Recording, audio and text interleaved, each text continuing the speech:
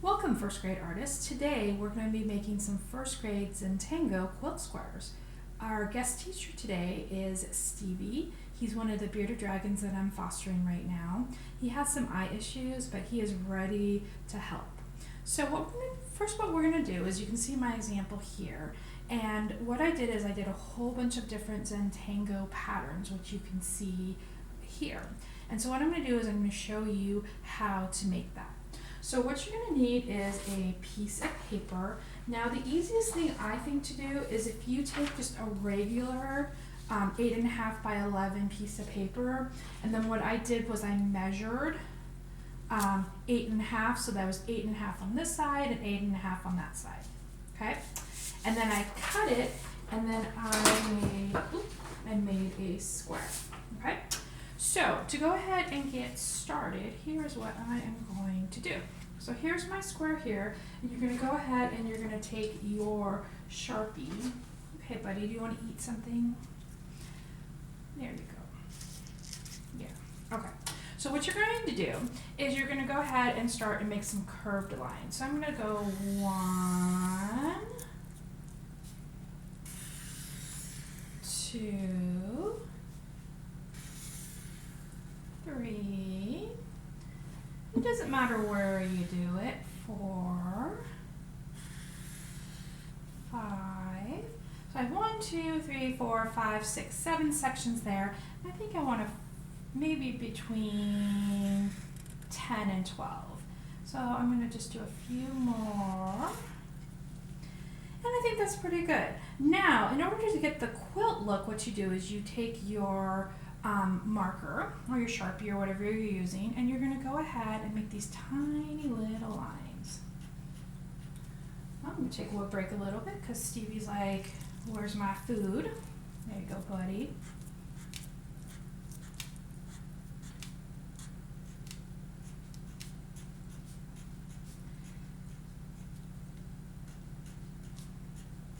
And you would go ahead and you would do that on the whole thing. But again, you guys don't want to watch me do that. You want to watch me do the demo art.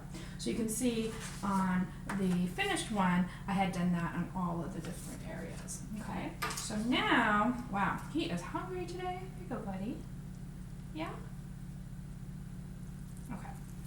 So then what you're going to do is you can do a variety of different patterns that you see here. So here, for example, I had the checkerboard that I've taught you guys how to do. I did some scaling, which is kind of like reptile scaling that you see there. Do you guys remember when we did the spider web? So I did that pattern there. And of course, Mrs. Tanner had to draw a what?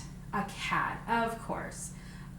So I have some hatching here, and then I have some curved lines here. So really, it's really up to you what you do. But each section has to be a different type of design. There you go, buddy. Okay, so what you want to do is, if you're going to use straight lines, so see how these, you have to use a ruler so that you get those nice lines. Now obviously, if you're doing circles, you're not going to use a ruler, but if you're going to use lines, if you want straight lines, use a ruler. That's going to give you a nice clean look.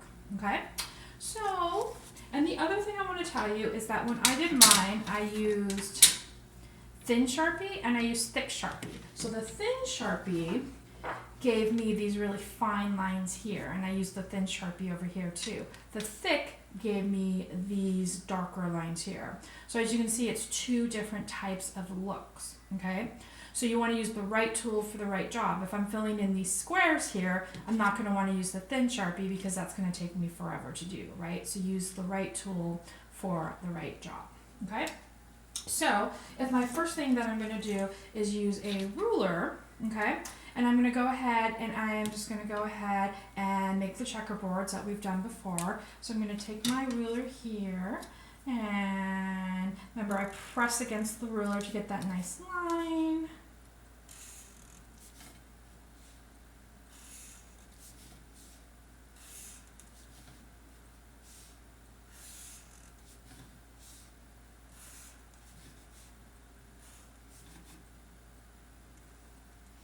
So then I would do the lines one way, and then I'm going to go ahead and do the lines the other way.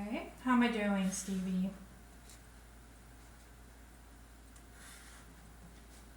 Thanks. I think I'm doing a good job too.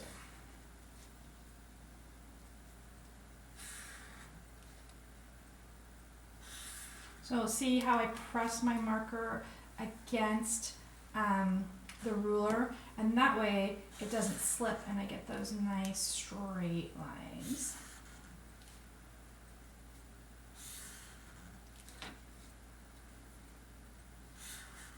Okay.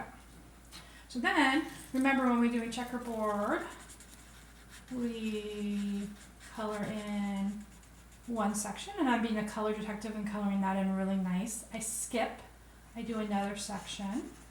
Remember, I'm filling that in nice and solid. Okay, skip. Now it's really important, friends, that when you go down to the next row, that you don't color in here, you're skipping. Okay, so here, skip, color, skip, and so forth, right? And you do every other, and then that gives you the checkerboard pattern, okay?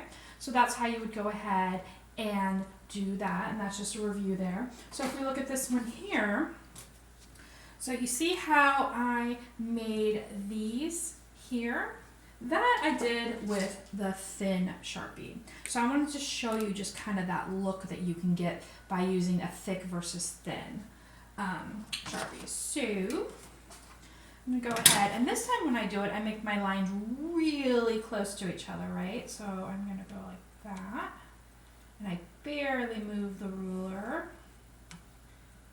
and that's giving me all of those nice close lines. So I'm not going to finish that, but you can just kind of see the difference in the looks here, okay? So you have these designs here where you have the different kinds of lines, and like I said, you don't have to do all straight lines. As you can see here, I have all these different types of patterns. Now, Stevie, of course, says that I should do scaling because reptiles are cool and they have those really nice like scales here that you can kind of see on his head, and you can see here on his leg. And so there's different types of scaling here. So here you can see like the really close-up ones here, and here I kind of did some mounds here. So I am going to, okay, I will try to do this with one hand and a reptile.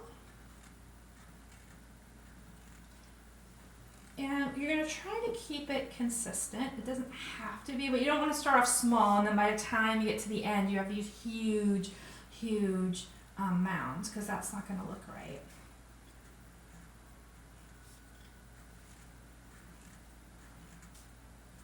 Okay. So there was that kind of scaling that I did, and I did that with a thick Sharpie. And then you can do the same thing with a thin Sharpie, and that gives you a different look. But this time I'm going to do the circles here. And so you just put the circles right next to each other.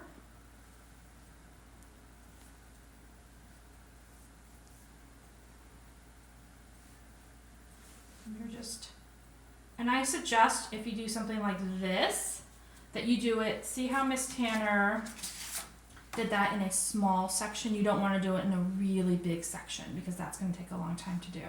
The other thing I want to tell you is that this project here, it took me 3 hours to do this. So my suggestion is that you do one or two sections, you stop, you come back to it. But if you finish it in like 45 minutes or so, you didn't probably spend enough time with your details. So really take your time, walk away from it, come back. I'm going to be putting some reference sheets with some ideas for some different types of patterns. So I can't wait to see your Zentango quilt squares. Make sure to send them to me because I want to see them, and we will post them and make a gallery. So Stevie and I want to say thank you for joining us for this video, and we are super excited to see your art. Bye, everybody.